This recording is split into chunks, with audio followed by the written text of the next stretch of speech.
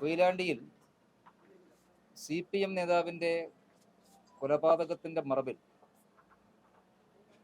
ആ കൊലപാതകം RSS BJP പ്രവർത്തകരുടെ തലയിൽ കെട്ടിവെച്ച് നാട്ടിൽ കലാപമുണ്ടാക്കാൻ വേണ്ടി പരിശ്രമിച്ചതിന് CPM നേതാക്കന്മാരുടെ പേരിൽ കേസെടുക്കണമെന്ന് BJP ആവശ്യപ്പെടുകയാണ്.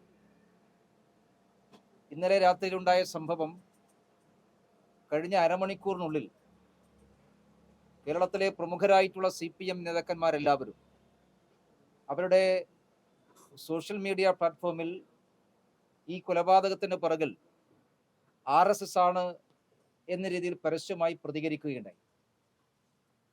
അതിനെ തുടർന്ന് ഈ ജില്ലയിലുടനീളം CPMന്റെ പ്രവർത്തകന്മാർ RSSനും BJPക്കും എതിരായിട്ടുള്ള കൊലവിളി പ്രകടനങ്ങളാണ് നടത്തിയിട്ടുള്ളത്. അങ്ങേയറ്റം പ്രകോപനപരമായിട്ടുള്ള പ്രകടനങ്ങൾ നടത്താൻ CPM പ്രവർത്തകന്മാരെ പ്രേരിപ്പിച്ചത് ഈ നേതാക്കന്മാരുടെ പരസ്യമായിട്ടുള്ള പ്രതികരണമാണ്. സത്യത്തിൽ ഇന്നലെ ഏതാനും സമയങ്ങൾക്കകം പ്രതിയെ തിരിച്ചറിഞ്ഞ് ആ പ്രതി പോലീസിന് കീഴടങ്ങുന്ന സാഹചര്യം ഉണ്ടായില്ലായിരുന്നുവെങ്കിൽ ഈ ജില്ലയാകെ ഒരു വലിയ കലാപത്തിലേക്ക് തള്ളിയിടുമായിരുന്നു. RSS BJP പ്രവർത്തകന്മാരുടെയും ആക്രമിക്കാനുള്ള വലിയ ആസൂത്രിതമായിട്ടുള്ള ഗൂഢാലോചന ഉണ്ടായിരുന്നു. ആ ഗൂഢാലോചനയാണ് പരാജയപ്പെട്ടു പോയത്. അതുകൊണ്ട് ഇത്തരമൊരു കലാപത്തിന് ആഹ്വാനം നൽകിയ വ്യാജ വാർത്തകൾ സൃഷ്ടിച്ചുകൊണ്ട് നാട്ടിൽ കലാപം നടത്താൻ വേണ്ടി ശ്രമിച്ചിട്ടുള്ള CPM നേതാക്കന്മാർക്കെതിരായി കേസെടുക്കണമെന്നാണ് BJP ആവശ്യപ്പെടുന്നത്. ഇതൊരു ഒറ്റപ്പെട്ട സംഭവമായിട്ട് നമുക്ക് പറയാൻ വേണ്ടി സാധിക്കില്ല. സമാനമായിട്ടുള്ള സാഹചര്യങ്ങൾ ഇതിനു മുമ്പും കോഴിക്കോട് ജില്ലയിൽ ഉണ്ടായിട്ടുണ്ട്. CPMനകത്തെ പടലപിണക്കങ്ങളും ആ പാർട്ടിക്കകത്തെ നേതാക്കന്മാരുടെ കുടിപ്പകകളുമെല്ലാം സംഘർഷത്തിലേക്ക് നീങ്ങുമ്പോൾ ആ സംഘർഷം സംഘപരിവാർ സംഘടനകളുടെ തലയിൽ ചാർത്തുക എന്നുള്ളത് കോഴിക്കോട് ജില്ലയിൽ എല്ലാ കാലത്തും ഉണ്ടായിട്ടുള്ള കാര്യമാണ്. അതിൻ്റെ പേരിൽ വ്യാപകമായിട്ടുള്ള സംഘർഷം ഉണ്ടാക്കാൻ വേണ്ടി CPM നേതൃത്വം ശ്രമിക്കാറുണ്ടായിരുന്നു. നേരത്തെ CPMന്റെ ജില്ലാ കമ്മിറ്റി ആഫീസ് ആക്രമിച്ചു എന്ന് പറഞ്ഞുകൊണ്ടുള്ള ഒരു വ്യാജ വാർത്ത ഉണ്ടാക്കി അത് സംഘപരിവാർ സംഘടനകളാണ് എന്ന് പറഞ്ഞുകൊണ്ട് ഈ ജില്ല മുഴുവൻ കലാപം നടത്താൻ വേണ്ടി CPM നടത്തിയിട്ടുള്ള ശ്രമം നമ്മളാരും മറന്നുപോയിട്ടില്ല. സമാനമായിട്ടുള്ള ശ്രമമാണ് ഇന്നലെ കൊയിലാണ്ടിയിലെ കൊലപാതകത്തിന്റെ മറവിൽ സൃഷ്ടിക്കാൻ വേണ്ടി പരിശ്രമിച്ചത്. അത് ദൈവത്തിന്റെ ഹിതം കൊണ്ട് പരാജയപ്പെട്ടു പോയതാണ്. ഇല്ലെങ്കിൽ ഈ ജില്ലയിൽ വലിയ കലാപം ഉണ്ടാകുമായിരുന്നു. CPM നേതൃത്വം ഇത്തരത്തിൽ കലാപത്തിന് പരിശ്രമിക്കുന്നത് നാട്ടിൽ സമാധാനം തകർക്കാൻ വേണ്ടി ആസൂത്രിതമായിട്ടുള്ള ശ്രമത്തിന്റെ ഭാഗം കൂടിയാണ്. കൊയിലാണ്ടിയിൽ സമാനമായിട്ടുള്ള മറ്റു ചില സംഭവങ്ങളും ഉണ്ടായിട്ടുണ്ട്. ഈ കൊലപാതകം നടത്തിയിട്ടുള്ള വ്യക്തി CPM നേതൃത്വത്തിന്റെ ഒരു ഇഷ്ടക്കാരനാണ്. അവർ പല കാര്യങ്ങൾക്ക് വേണ്ടി ഉപയോഗിക്കുന്ന, അവർ വളർത്തിക്കൊണ്ടുവന്നിട്ടുള്ള CPMന്റെ ഒരു ഓപ്പറേഷൻ ടീമിൽപ്പെട്ടിട്ടുള്ള ആളാണ് ഈ കൊലപാതകം നടത്തിയിട്ടുള്ള ആൾ. നേരത്തെ യുവമോർച്ചയുടെ ജില്ലാ നേതാവിന്റെ വീട് ആക്രമിച്ചതുമായി ബന്ധപ്പെട്ട കേസിൽ ഇയാൾ പ്രതിയാണ്.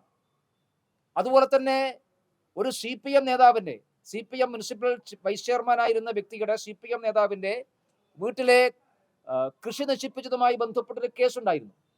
ആ കേസ്, ആ സംഭവം ഉണ്ടായപ്പോൾ മുനിസിപ്പൽ തെരഞ്ഞെടുപ്പിന്റെ പശ്ചാത്തലത്തിലാണ്. ആ കേസിൽ BJPയും RSSകാരുമാണെന്നാണ് ആദ്യം CPM നേതൃത്വം ആരോപിച്ചത്. അങ്ങനെയാണ് പോലീസിനെ അവരെ വിശ്വസിപ്പിക്കാൻ വേണ്ടി പരിശ്രമിച്ചത്. പക്ഷേ അതും സത്യം പുറത്തു വന്നപ്പോൾ ഈ പ്രതിയാണ് ആ സംഭവത്തിന്റെ പുറകിലും ഉണ്ടായത്. അപ്പൊ CPM നേതൃത്വം വളർത്തിക്കൊണ്ടുവന്നിട്ടുള്ള, അവർ എല്ലാ ഓപ്പറേഷനും വേണ്ടി ഉപയോഗിക്കുന്ന ഒരു വ്യക്തിയാണ് കൊലപാതകം നടത്തിയിട്ടുള്ളത്. അദ്ദേഹത്തെ പല കാര്യങ്ങളും ഉപയോഗിച്ചതിന് ശേഷം പഴയതുപോലെ CPM നേതൃത്വം അദ്ദേഹത്തെ പരിഗണിക്കുന്നില്ല എന്നുള്ളതാണ് ഇപ്പോൾ ഒരു വലിയ പൊട്ടിത്തെറിയിലേക്ക് കൊയിലാണ്ടിയിൽ എത്തിയിട്ടുള്ളത്. ആ നേതാക്കന്മാർ വളർത്തിയെടുത്ത കൊട്ടേഷൻ സംഘങ്ങളും തമ്മിലുള്ള കുടിപ്പകയാണ് ഇന്നലെ നിർഭാഗ്യകരമായ ഒരു കൊലപാതകത്തിലേക്ക് എത്തിയിട്ടുള്ളത്. അപ്പൊ CPM നേതൃത്വം ഈ കാര്യത്തിൽ ആത്മപരിശോധന നടത്തേണ്ടതാണ്. കൊയിലാണ്ട് പ്രദേശങ്ങളിൽ ഇത്തരം കൊട്ടേഷൻ സംഘങ്ങളെ ആരാണ് വളർത്തുന്നത്? ഏത് നേതൃത്വമാണ് അവരെ സഹായിക്കുന്നത്? ആ നേതൃത്വത്തിന്റെ സഹായത്തോടു കൂടി വളർന്നു വരുന്ന കൊട്ടേഷൻ സംഘങ്ങൾ അവർ നേതൃത്വത്തിന്റെ പിടിയിൽ വിടാതെ നേതൃത്വത്തിന്റെ വരുതിക്ക് നിൽക്കാതെ സ്വന്തം ചില കാര്യങ്ങൾ തീർക്കാൻ ശ്രമിക്കുമ്പോൾ, മറ്റു പിള്ളേർക്ക് തീർക്കാൻ ശ്രമിക്കുമ്പോൾ അത് RSSന്റെയും BJPയിലേക്കും തലയിലേക്ക് വലിച്ചിടുക എന്നുള്ളത് അങ്ങേയറ്റം പ്രതിഷേധാർഹമായിട്ടുള്ള കാര്യമാണ്, അപഹാസ്യമാണ്. അതുകൊണ്ടാണ് ഞാൻ പറഞ്ഞത് ഇത് ആസൂത്രിതമാണ്. ഇത് ഒരു അബദ്ധം പറ്റിയതാണ് എന്നൊന്നും ഞങ്ങൾ കരുതുന്നില്ല. കാരണം അങ്ങനെ അബദ്ധം പറ്റുന്ന നേതാക്കന്മാരല്ല ഫേസ്ബുക്കിൽ പോസ്റ്റ് ഇട്ടത്. CPMന്റെ സംസ്ഥാന സെക്രട്ടേറിയറ്റ് മെമ്പർ അങ്ങനെ ആരെങ്കിലും പറഞ്ഞത് കേട്ട് ഒരു വാർത്ത പോസ്റ്റ് ചെയ്യുന്ന ആളല്ലല്ലോ. അപ്പൊ ബോധപൂർവം ആസൂത്രിതമായിരുന്നു. പക്ഷേ ദൈവത്തിന്റെ സഹായം കൊണ്ട് CPMന്റെ ശ്രമം പരാജയപ്പെട്ടു പോയതാണ്. അതുകൊണ്ടാണ് ഞാൻ പറഞ്ഞത് ഇതിൽ CPM നേതാക്കന്മാർക്കെതിരായിട്ട് കേസെടുക്കാൻ പോലീസ് തയ്യാറാക്കണമെന്ന് BJP ആവശ്യപ്പെടുന്നത് അതുകൊണ്ടാണ്. അല്ല, ഇത് CPM ഉണ്ടാക്കുന്ന ഒരു നെറേറ്റീവാണ്. അയാൾ കുറച്ചു കാലം വിട്ടുനിൽക്കുകയാണ്. നേരത്തെ ഞാൻ കണ്ടത് അയാളെ പുറത്താക്കിയെന്നാണ്. അയാൾ സജീവമായി CPMന്റെ എല്ലാ ഓപ്പറേഷനും പോകുന്ന ആളായിരുന്നു. പക്ഷെ കൊയിലാണ്ടിയിലെ CPM നേതാക്കന്മാർ തമ്മിൽ ഒരു അഭിപ്രായ വ്യത്യാസം ഉണ്ടാകുമ്പോൾ പഴയതുപോലെ ചില ആളുകൾ ഇയാളെ ഉപയോഗിക്കാതിരിക്കാൻ ശ്രമിച്ചു. പക്ഷെ മറ്റു ചില ആളുകൾ ഉപയോഗിച്ചു. അതിനുശേഷവും ഇവർ സജീവ പ്രവർത്തനത്തിൽ നിന്ന് മാറി നിൽക്കുകയാണ് എന്ന് പറയുന്ന ഘട്ടത്തിലും ഞാൻ മനസ്സിലാക്കിയെടുത്ത് അവിടുത്തെ CPM നിയന്ത്രണത്തിലുള്ള പല മറ്റു സംരംഭങ്ങൾ ഇയാൾ സജീവ പങ്കാളിയായിരുന്നു. അതുകൊണ്ട് അയാൾ CPM പ്രവർത്തനം മാറി നിന്നിട്ടൊന്നുമില്ല. അപ്പൊ CPM നേതാക്കന്മാർ തമ്മിലുള്ള കുടിപ്പകയാണ്.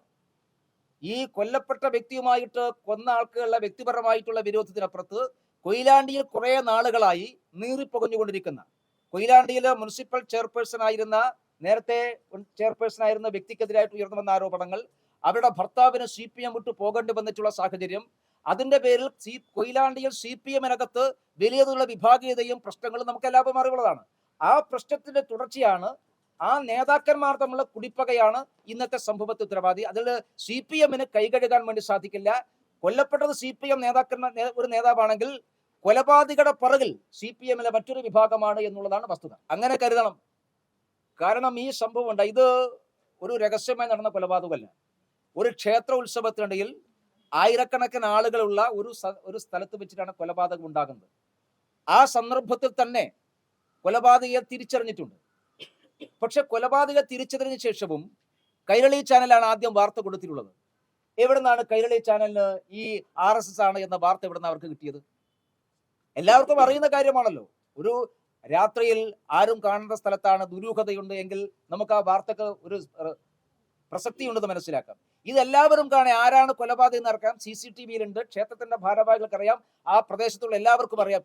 എന്നിട്ടും വളരെ ബോധപൂർവം BJP ആണ് RSS വാർത്ത കൊടുക്കുക. അത് CPMന്റെ സംസ്ഥാന സെക്രട്ടേറിയറ്റ് മെമ്പർ ഒരു മിനിറ്റ് കഴിയുമ്പോൾ ആ വാർത്തയുടെ പശ്ചാത്തലത്തിൽ ഫേസ്ബുക്ക് പോസ്റ്റ് ഇടുക. അതിനുശേഷം MLA-മാരുടെ ഒരു പട തന്നെ ഈ RSSനായിട്ട് പോസ്റ്റ് ഇടുക, RSSനെ കൊലപ്പെടുത്തി എന്ന് പറയുക. എന്നിട്ട് പ്രതികരിക്കാനും പ്രതിഷേധിക്കാനും ആഹ്വാനം നൽകുക. ഈ ജില്ലയിലുടനീളം CPM പ്രവർത്തകന്മാർ പ്രതിഷേധ പ്രകടനം നടത്തുക. ഇതൊക്കെ ആസൂത്രിതമാണ്. ഇത് ഇന്നലെ ഈ പ്രതിയെ തിരിച്ചറിയുകയും ആ പ്രതി ഞാനാണ് കൊന്നത് എന്ന് പറയുകയും ചെയ്തില്ലായിരുന്നുവെങ്കിൽ ഇത് ഏതെങ്കിലും നിരപരാധികളുടെ തലയിൽ കെട്ടിവെക്കുമായിരുന്നു, CPM രക്തസാക്ഷി ഉണ്ടാക്കുമായിരുന്നു. അപ്പൊ അതുകൊണ്ടാണ് ഞാൻ പറഞ്ഞത് ഇത് ഒറ്റപ്പെട്ട സംഭവമല്ല, ആസൂത്രിതമാണ്. ഇങ്ങനെ പല രക്തസാക്ഷികളെയും CPM ഉണ്ടാക്കിയിട്ടുണ്ട്. പല സന്ദർഭത്തിൽ കൊല്ലപ്പെട്ടിട്ടുള്ള CPM പ്രവർത്തകന്മാരെയും നേതാക്കന്മാരെയും രക്തസാക്ഷി പട്ടികയിൽപ്പെടുത്തി ഞങ്ങളുടെ തലയിൽ കെട്ടിവെച്ചിട്ടുണ്ട്. നിങ്ങൾക്ക് എല്ലാവർക്കും ഓർമ്മയുണ്ടാകും, ഏതാനും വർഷം മുമ്പ് പത്തനംതിട്ടയിൽ മല്ലപ്പള്ളിയിൽ ഇതേപോലെ ഒരു സംഭവം ഉണ്ടായി. അവിടെ CPM ഒരു DYFI-കാരൻ കൊല്ലപ്പെട്ടു. കൊലപാതകത്തിന്റെ പുറകിൽ ആരാണ് എന്ന് എല്ലാവർക്കും അറിയാമായിരുന്നു. എന്നിട്ടും ഞങ്ങളുടെ തലയിലേക്കാണ് കെട്ടിവെക്കാൻ വേണ്ടി ശ്രമിച്ചത്. അപ്പൊ ഇത് CPMന്റെ സ്ഥിരം പരിപാടിയാണ്. ഇന്നലെ ഞാൻ പറഞ്ഞല്ലോ, നാട്ടിൽ സമാധാനം ആഗ്രഹിക്കുന്ന ആളുകളുടെ ദൈവകൃപ കൊണ്ട് ഈ സംരംഭത്തിൽ CPM പരാജയപ്പെട്ടു പോയതാണ്. ഇല്ലെങ്കിൽ ഇന്ന് കോഴിക്കോട് ജില്ലയിൽ നമുക്ക് ഇങ്ങനെ സംസാരിക്കാൻ സാധിക്കുന്ന സാഹചര്യം ഉണ്ടാകുമായിരുന്നില്ല.